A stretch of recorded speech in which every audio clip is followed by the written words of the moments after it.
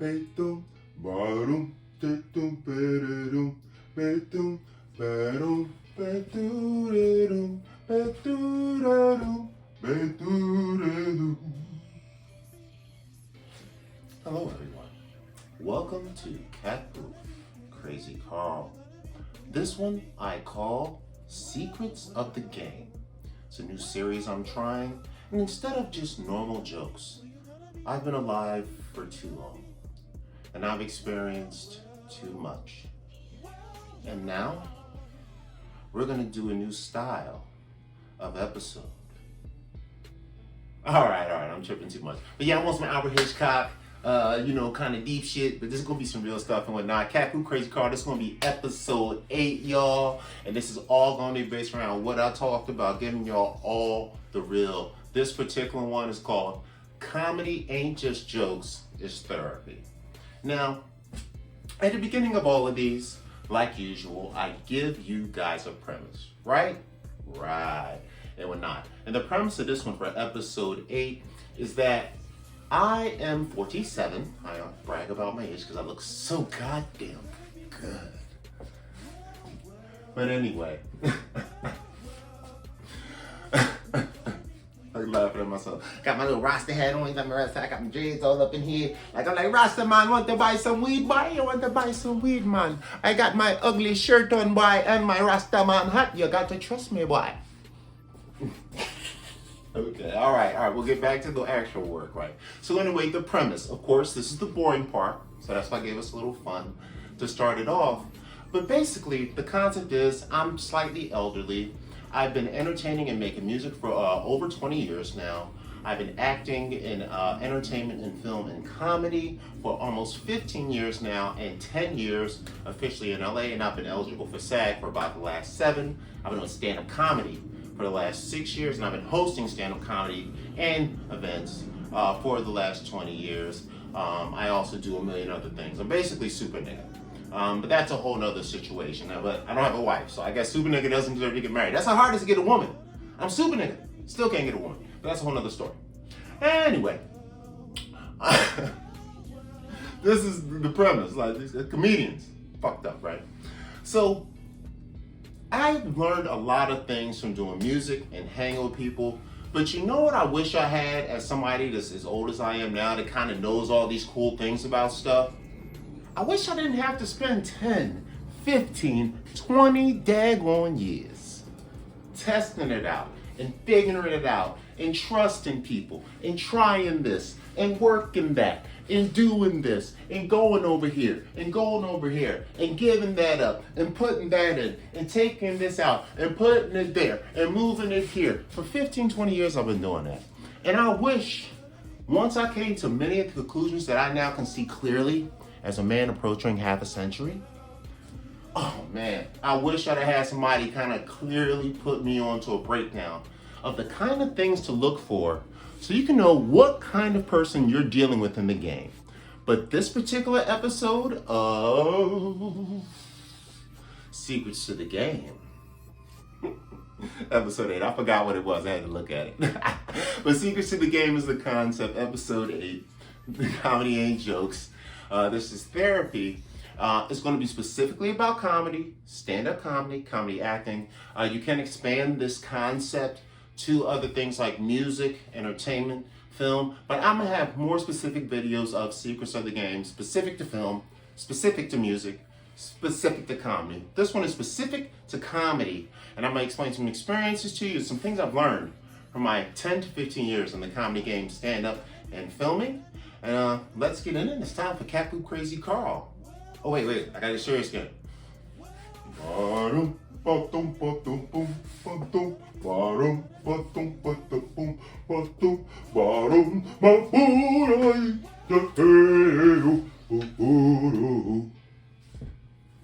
was checked on some shit.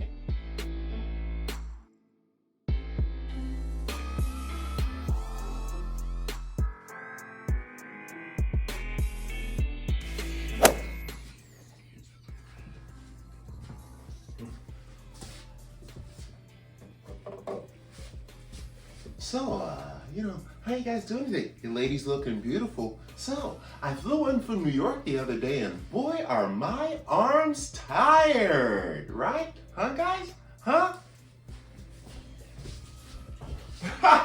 Yeah, mine too, man. You funny. Yeah, that's right. Anyway, how you guys doing out here? Now, wait, what did you say, sir? Yeah, well, okay. Well, keep it closed because your mother's a troglodyte, buddy. It's probably why you can't keep your cave mouth shut because you're sucking dick on the weekends. Yeah, that's a harsh reaction to somebody trying to add on to your comedy set, ain't it? And that's how we're going to start the part 1 portion of this Cat Poop Crazy, episode 8, Rules to the Game. Isn't that what I called it? No, I didn't. I called it Secrets to the Game series. I cannot remember shit. That's part of getting older. Oh my God. Plus I'm trying to act and do stuff. But anyway, comedy ain't just jokes, it's therapy. So you notice how I reacted when I did my little corny joke and some guy kind of co-signed what was happening, right? Well, in this particular episode, I want to talk about this thing with comedians. That comedians are not there for you. Many comedians are there for themselves. And you know how you get in the beginning of any game. You know, you're new, you're excited to meet everybody. Hey, my name's Carl. Hey, my name's Carl. Wanna work together? Wanna work together? Hey, my name's Carl. Wanna work together? Hey, my name's Carl. What you doing? How can I help? Can I carry? Can I do this? Can I do that? Can I pay for stuff? Whatever it takes. I wanna win. Right? You're all happy, right? So you're meeting everybody. So you look at everybody that you meet. And you meet from the lowest level to the mid-level. You're going to be hanging with famous cats. Whether it's comedy or anything else, but specifically in comedy, I've noticed, you will be around everybody from the lowest level. I just started comedy yesterday, literally because their therapist told them to. That's not a joke. Most famous comedians you know, the therapist made them start. They told them, man, you should do therapy before you shoot something up. But that's a whole nother conversation we'll have in a different video. But you will be around all these different guys. So I'm optimistic that, oh my God, everybody that does this is in it for the love. They like getting on stage. They like making people laugh. They like making people feel good. Of course, you know, they get some self-gratification out of it, like any performer. But in the end, my concept of performing, because I do all these other things, has been Michael Jackson, like, you know, get my message out to the people. Like Beyonce, you know, oh, I'm a single lady. Look how many single ladies we got. I want my message to kick like Beyonce, right? So I want to get my message out. That's my whole point when I get on stage. I want to make people laugh. I want to make people happy. I want to make people think. You know what I mean? I want to make people do different stuff. I want to make people treat people better when I get off stage. Maybe treat some people worse if we're lucky. But anyway, I noticed that there's a group of comedians, and I used to think it was a small group of comedians. Because you know when you first start something, everybody's trying to judge you. Oh, such and such is like this, and this is so bad, and such is a hater, and this is wrong about comedy, and I hate this about promoters, and I hate this about clubs, and I hate this about the groupies, blah, blah, blah, blah, blah. Oh, I hate this about all the heavy drug use, whatever it is, right? So when you first hear it, if you're smart, when you get into something new, you don't want to just follow anything anybody tell you, especially if they ain't already doing it big yet, really. Anybody that's on your level, listen to them, but don't listen to them, okay? And I'll tell you about that, why you want to do that later. But they'll have to complain. So when you first start, you think, oh, that's 5-10% of the people. They're just the frustrated ones. It's not working for them, right? And that's why they're like that when they go to clubs. And that's why they're rude to people who talk during their set.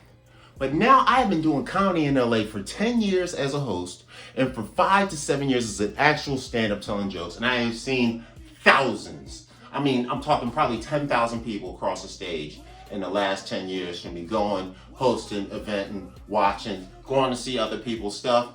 And I have seen that real shit, guys, this is kind of crazy to say. And I want you to pay attention to this when you start going to those open mics and those other comedy clubs, and you see a lot of the non-famous comedians, you see people just working it out. Man, I would say 6 to 8 of the comedians there are not there for you. They are there for them. And I'm gonna give you some ways to test that shit out. So, test number 1, you've already saw an example if you saw the beginning of this video. If you hadn't, test number one when a comedian is on stage. Now, of course, every comedian hates a heckler. They hate somebody interrupting their set, messing up their joke, causing a problem. So I always used to think, oh, well, yeah, check a heckler, run him out of here, get out of here, you loser, stop it messing it up, right? But as a person that watches comedy myself, I didn't realize it, but I was like a positive heckler. And I've got a little attitude, but nothing, because I'm more supportive. I'm more like, kind of like that guy, but I won't say my arms are tired too. But if the guy actually says a joke I relate to, I'm like, oh, hell yeah, like, I support this shit, especially when nobody's really supporting. I'm like one of the only people to get it, right? Well, I've seen this go left on other motherfuckers a bunch of times. Usually, they're heavily alcohol-filled Central American brothers. They get very excited. Some of my Persian brothers get very excited when they get the drink in them. And some of my Caucasian brothers from the mountains, yes. Or from Central California, which is like the mountains. It might as well be West Virginia. There's meth and people with no shoes on. But these guys, you get a few beers in them, they're actually not trying to mess up the set. They're trying to support the comedian. Dude, I'm going to tell you, and you can test this out yourself. If you ever hear a comedian, you don't kind of like him, you're like, man, who this dude up? He kind of a jerk, right? He kind of smug. He kind of an a-hole, right? Go ahead and instead of interrupting or hating on his joke, support him. Like co-sign his stuff. Not too much that he can't get his joke out, but in the dead spots, co-sign his stuff. If this person, man or woman, decides to start turning on you, like you're some loser in the crowd, like first they're going to start like a small insult, like how you're drunk or something else, or they're going to insult your mom. It's going to be something light. And they're really trying to drag you into a fight. But don't fall for it. Stay positive. But this will tell you, am I watching the comedian is here for me or is here for him? Now, if you really want to piss him off, keep being positive and be over positive. Be too supportive of him. Or her. They're probably going to want to fight you, ask security to take you out to get you off the stage. I'm not joking. Now, a real good comedian is there for him. If you're saying something supportive of what they're saying, a dope comedian is there for you and everybody else is going to use that, roll off that into another joke, and may even bring it back later as a callback at the end of the set to close the whole room down funny. So that's one tip on how you can tell if they're there for you or they're there for themselves. Now here's another behind the scenes tip for all you budding comedians and stand-up comedians and people that actually want to get in the backhand scenes of the situation. Another one you'll notice is the people that are there for you or for them.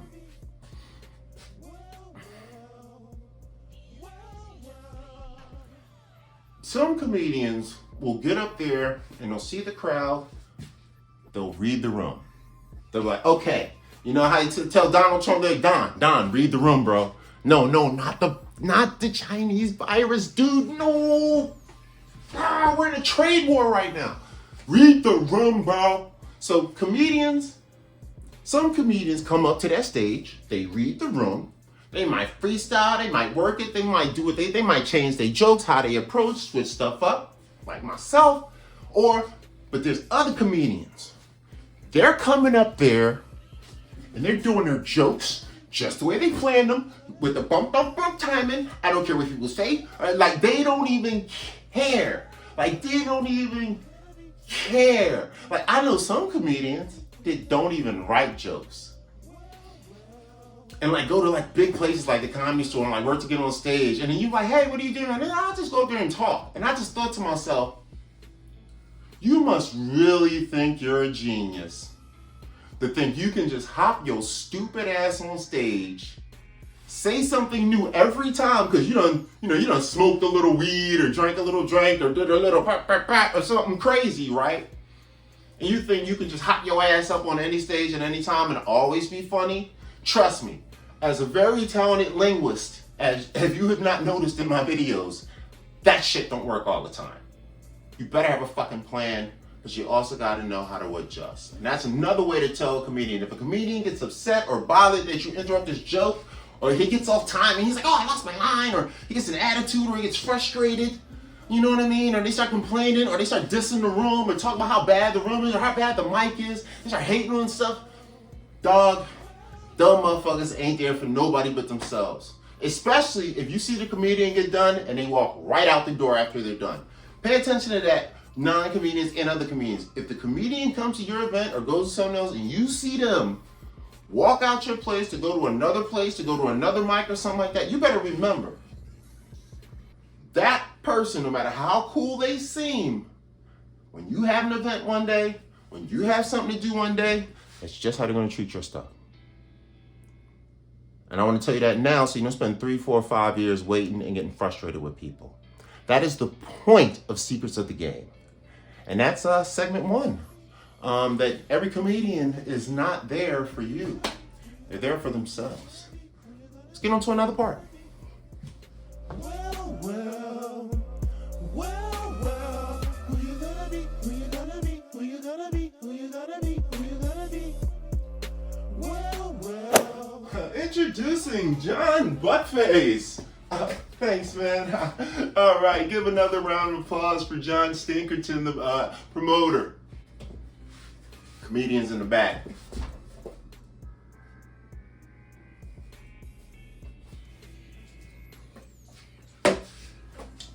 You'll get that after I had this talk.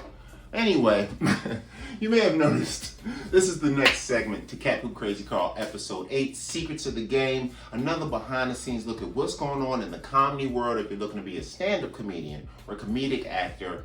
I have seen all different types of people in both these realms do this situation, even in acting, even in film, comedy. It's something about comedy people, they're really weird and really dark and whatnot. It's really weird. So, here's the other reality that comedy is not just jokes, it's therapy, right? We have a lot of people that I guess most of my ex-girlfriends, as they would deem me, would call a sociopath. Whatever, those bitches are crazy.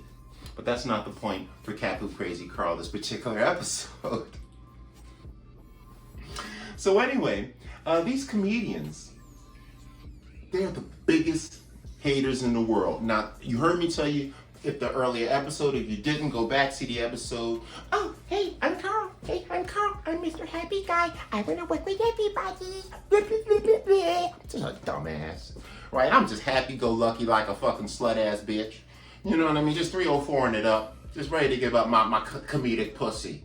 You know what I'm saying? And not to nobody in the music industry. That's why I'm not famous now. Shit. So, you know, I kept my natural together. You might take nothing. Anything I'm be doing to take it. I'm like the prisoners. I was on top. That makes it okay. Prisoners are weird, by the way. That's a whole other story. Anyway, comedians are the biggest haters, right? So when I first got into it, comedy acting, all that, I used to think the same thing. I came from the hip hop world. I was a rapper, singer. That was the first thing I got into when I got on the stages, right? Doing music and stuff. And every rap show I ever went to, everybody, no matter who they were, whether they liked you or not, everybody wanted you to have a banging set with some good music because that meant the crowd was going to be more hype, more people was going to stick around for their stuff. It was just better for everybody when everybody who hit that stage tore it up, because in that way everybody is ready to run and get back for the next one. There's no disappointment. The energy is always great, right? So I've never been to a rap show I think I was doing music for 20 years. I've been doing comedy on stage for 7, acting for 10. So the first 10 years I was just doing music and stuff, right? And I never once came across an open air hater or heard somebody else hating on somebody else. Like, I hope he go bad. I hope he forget the words. I hope nobody likes his music. I hope his DJ doesn't work. I hope his sound doesn't go well. Like, I never. Unless it was a competition people want to win money. When I'm talking about normal performances and shows, open mics, everybody wants you to be dope because it's better for everybody. Well, come to find out in comedy, all that break a leg, I hope you do great, that's all bullshit, bro. Number one, motherfucker will tell you to do great, talk to you, kick with you all the time, get blazed with you after comedy sets behind all the famous spots and shit, talk about mad shit, cycle and shit.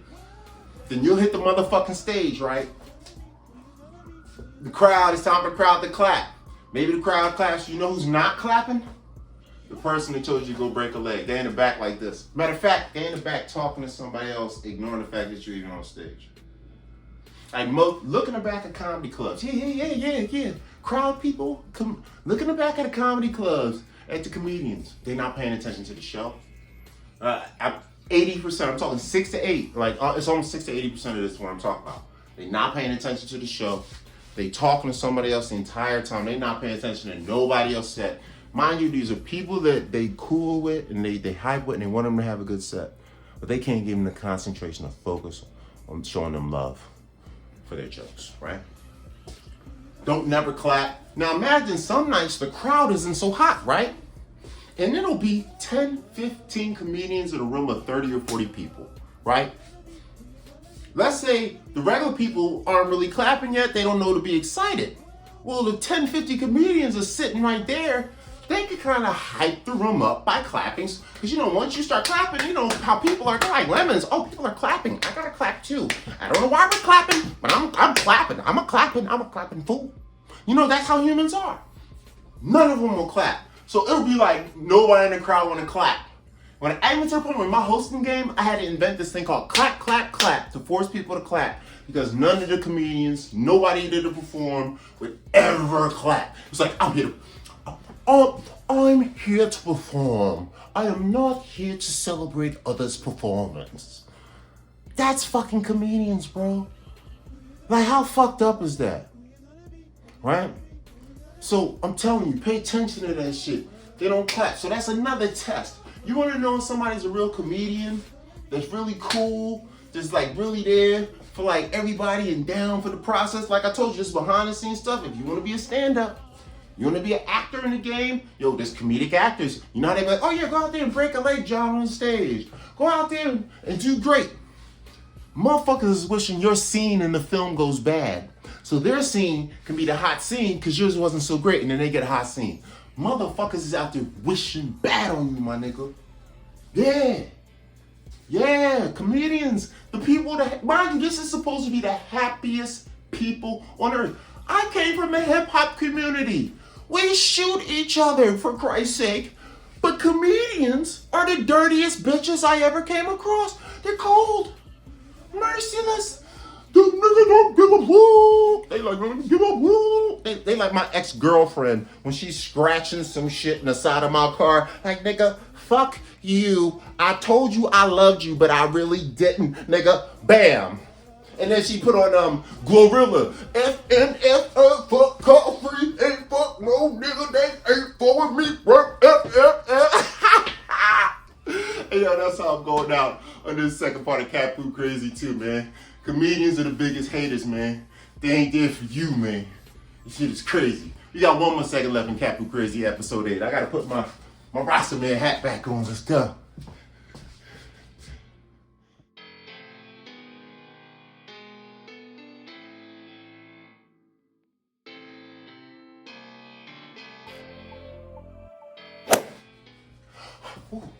Oh, thank you. Hey, how you doing? Very funny. Thanks, bro. Oh, thanks, man. Ooh, how you doing, guys? Thanks, guys. Oh, thank you. How you doing? Hey, how you doing? Thanks, guys. Okay.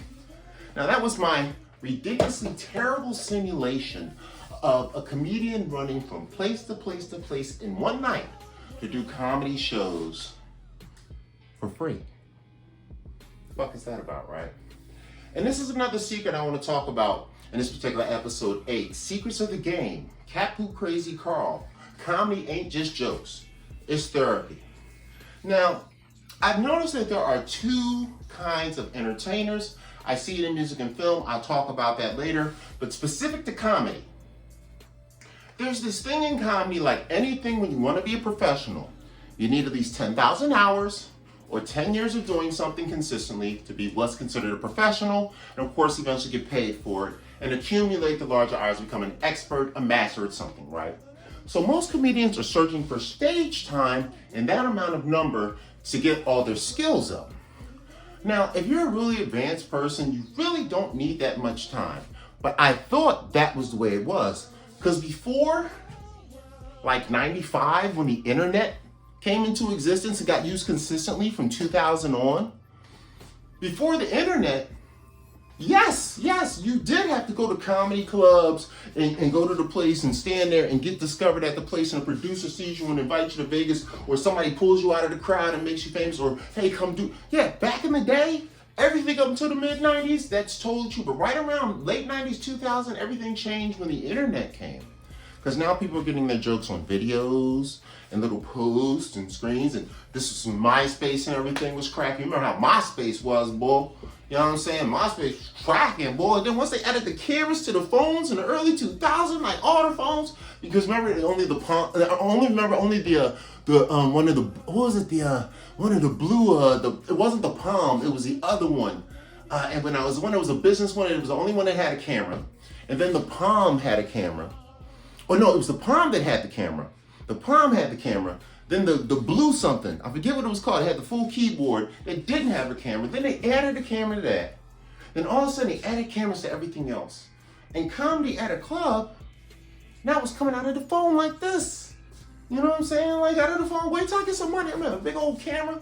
It's gonna be ill. I'm like, cameras. I'm gonna be moving and stuff. I'm gonna be like, edit that team. Right now I'm the team, so there's not much editing going on here. So that's why you get to see all the funny stuff up front. But that's part of the Cat Food Crazy. I want you to see how ridiculously insane yet brilliant I am at the same time. So anyway, I have gotten way off track. Oh yes, wasted time. Now you see I just wasted time right there? I want to explain that as your career. Now that I'm back on track. The point about all those people running around is I call them busy idiots. And that's my man, Chef Ramsay. I heard say that term. He had that Kitchen Nightmare shows. He's like, look here, Mike. You're a busy idiot, Mike. You're running around doing nothing, Mike. You're like a chicken with his head cut off, Mike. Why don't you go outside and take a piss? A busy idiot. And he basically says that's somebody that they appear like they're working really hard. They appear like they're putting in a lot of effort, but they're really just expending a lot of energy hustling towards something ineffectively and whatnot. And I know comedians, dog. I'm talking, dude, in LA, they've been doing comedy 20, 30, 40 years, my dude, and whatnot, doing 3, 4, 5 shows a night, 3 open mics a night, maybe 3, 4 paid gigs a night, the occasional festival. Dog, only 20 to 30% of the comedians I have met out of the thousands, I'm talking at least 10 to 15,000 comedians, stand-up comedians here, minimum 10 to 15,000. And dog, 20% of them pay their bills with actual jokes and comedy. All the rest of them, they're just going out, hanging out with a bunch of people that they be hating on anyway because they don't want them to succeed so they can succeed. It's like they're waiting for the Hunger Games for one of them to get picked out. Like, you have been chosen. Who would like to die and get rich first?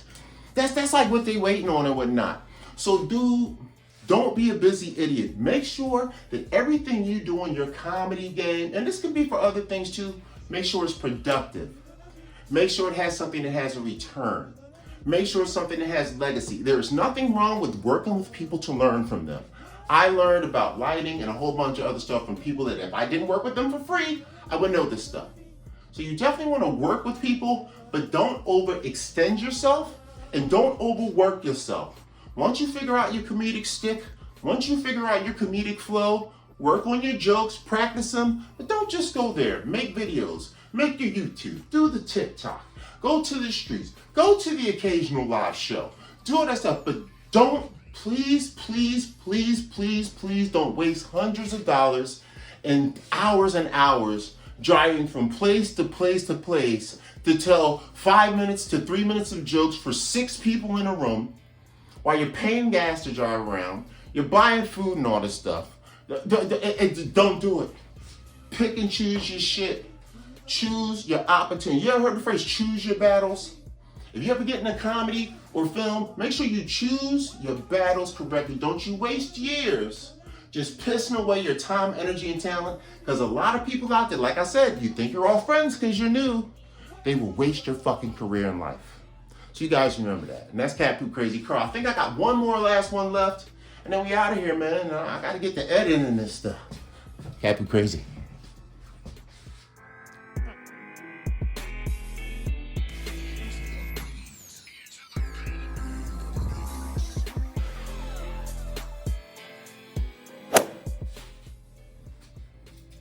Oh, hey Carl, what's up? Oh man, I got some really good news. Oh man, what's up with you, dog? You got some good news. What's poppin'? Oh man, Cat Poop Carl, you should see it. I just got invited to the Toronto Film Festival and they're paying really great money. They just hit me up. Oh man, isn't that great? Like, yeah. That's pretty cool. Yo, how can I get in that? Because I mean, I think if you want it, I should be able to get in too, right?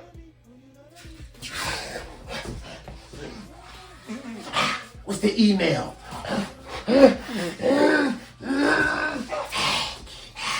What's the email? What's the email? I want to be on that show too. And yeah, and welcome to the last part of Cat Poop Crazy Carl. And I call this one Opportunity Vampires. And this is the last one of Secrets of the Game. Comedy ain't just jokes, it's therapy. As you can see, I'm surely to need some, but I do have teledoc, so I can get a therapist on the phone in 20 minutes because I have a good job. Because like most comedians, I fucking work. Anyway, let's get to this last one about opportunity vampires. And here's another warning from my babies that's coming into the game, comedians, comedy actors, people like this. This is something that I notice musicians do it too, kind of. But once again, musicians, I don't know what it is. Musicians is just like, yo, come on, man. Yo, everybody come through this bitch, man. Like, I got dudes that ain't got no, musicians is cool, but comedians? Man, comedy actors, comedy film dudes, bull. These dudes is the shadiest balls, man. Shady. I mean, I'm Slim Shady, the real Slim Shady, comedy, shady, opportunity vampire. That's them, right? These motherfuckers right here. So, once again, if you remember from the first part, I was a little happy. Hey, I'm Carl. Want to work together? I got this going on. You want to come? I got this happening. You want to come? I got this going on. You want to come? No, we can split the money. It's cool. Matter of fact, you can have the money. I just want to go to experience. My dumb fucking ass, right? So I'm out here like a little dumb fucking bunny, you know, trying to be everybody's motherfucking friend, looking out, being a team player out this bitch, thinking you're supposed to pass the ball. But no, these Kyrie Irving ass niggas, they catch the ball. You don't never see that motherfucker until because he just dropped it off the end of the flat earth. Like that's what this is. Opportunity vampires drop the ball off the flat earth. It's like passing to Kyrie Irving. He get the ball and he dribble right off flat earth with the motherfucking rock. That's how this shit is, right? So they always there for your opportunity. Anytime you got an opportunity for them, oh, they right the fuck there. They, oh, let me come in. But once it's something that's like, it's just for you, all of a sudden, they can't be there, they sick, they disappear, their phone stop working, whatever it is. They don't promote it, they don't say nothing about it. But if they invite, they all excited, right? And then, here's the part. That's the ugly shit, right? The ugly shit is, as time goes by, and this is why I made this series, Secrets to the Game, because I don't want you guys to waste 5, 10, 15 years to figure out what I figured out in the last 20 years of the game running around these motherfuckers, right? So I'm gonna warn you about some shit you're going to see. Here is your red flag for opportunity vampires. Ooh, what's the email? What's the phone number? What's the address to the party? Oh, motherfuckers, right? All kind of shit. So what I found out was that I was telling my fellow comedians, fellow comedy actors about film opportunities, show opportunities, other producers, recommending people to them, recommending them to other people, opening up opportunities for them, hoping that it would circle back when they got opportunities, it would circle back to me. Well, what I would come to find out is that the only time I ever heard about the opportunities they had as if I was there when they got them and they couldn't lie to me about it. Oh yeah, yeah. If I was there, oh yeah, I found out about it, and they still would. Sometimes they would not want to do it because they couldn't have it to themselves.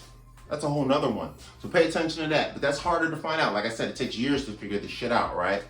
But the real one is when you start hearing from them, because this might be somebody you start talking to on a regular basis, see on a regular basis, so you're going to have conversations with these people. Over time, you're going to build friendships with these people. You're going to be hanging out with these people, getting drunk. You're going to eventually make friends, right? But you're going to notice every once in a while, you're going to start hearing about some shit that went down that was dope. Like some dope shit where they met famous people, or something free was happening, or something great happened, or your rich friends did something, or whatever it was a great opportunity for you to enhance your career. And they went there and they didn't do nothing with it. They just kind of went and you know what they do? Here's the first hint. They come and tell you about it either immediately the next day, or they wait a few days, and if somebody else mentions it, they cop to it like, oh yeah, we went to this thing, blah, blah, blah, blah, blah, blah, blah. And you'd be like, hold on, I was sitting at home. I told you if anything like that ever happened and hit me up, I was right there chilling, right? Oh, well, what happened was I forgot. Yeah. Or they hit you up the next day like, oh my God, last night we was hanging out with T-Pain. Oh man, you and him would have been the best of friends. Oh, It's like, well, dog, why didn't you call me? I would have came. I called. And I'm like, okay. But I was just meeting them. So I was giving them a pass. Like, nah, okay, they knew. Maybe it was a mistake. Maybe they really forgot. But then now that it's 2 years later, 5 years later, 7 years later, 10 years later, it all started to come clear. Because eventually, you know what I started to do? I started to go to people that was there with them and ask them what really happened that day. And you know what I came to find out? Your friend, your teammate, your comedy entertainment cohort is sabotaging your career. They're intentionally not telling you about opportunities. They're even bad-mouthing you to other people when they can't do it or they won't do it, or they'll say you didn't want to come. Yeah, it'll happen. They'll say people's asking for you. They're like, oh, I forgot. Pay attention to that. So if you ever start to notice you get that person that seems to always be on your opportunities, you think they're your teammate, they may even hook you up with some good stuff sometimes, but tends to only be when you're around. You never seem to hear about the stuff when you're not around, only when you're around. And then you start to check behind them because y'all start knowing the same people, and you start finding out that different things are happening than they told you. It's no longer a mistake, bro. For some reason, it may be personal, but like I said, comedy ain't just jokes, it's therapy. And these people need it. And that's the close to Secrets of the Game. I hope you guys like the inside look at the comedy experience. I hope some of you young comedians, young actors out there look for these red flags that I talked about all through the video. Like I said, don't jump the bone. Don't just jump on somebody because you see some of these, but test it out. Take a good look. Check for patterns. Pay attention to patterns. And you will save yourself a lot of time, pain, money, and stress in the game, and you will succeed so much faster. See how I look now? Got the little bald head, I'm old. I could have did this 10 years ago. Don't you be me. Happy Crazy Carl. Love you guys. We out. Secrets of the Game.